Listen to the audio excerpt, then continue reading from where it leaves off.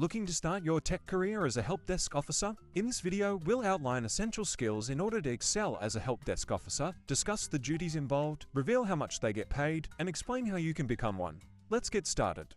So, what does a help desk officer do, and what skills do you need to be successful in this role? A help desk officer provides technical support to users by answering questions, troubleshooting problems, and maintaining workstation and LAN performance. They also play a vital role in ensuring smooth IT operations and effective user support within an organization. Key skills for a successful help desk officer primarily include savvy problem-solving skills, LAN knowledge, articulate verbal communication, and customer service skills. Additionally, proficiency in operating systems, phone skills, system administration, and Unix system administration are also crucial for the role.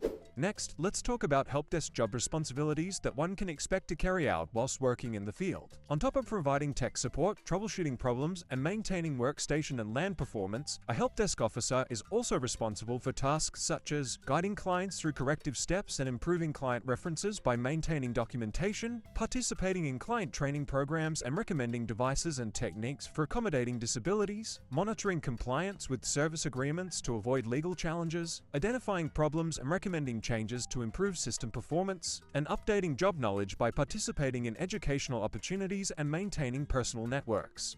Now for the number one question. What does a helpdesk officer salary look like in Australia? Well, according to the latest data from SEEK, the average annual salary for helpdesk officers in Australia can range from $65,000 to $75,000 per year, with the typical salary being around $70,000. Location and experience can also influence earning potential, with higher salaries often found in major cities or specialized industries.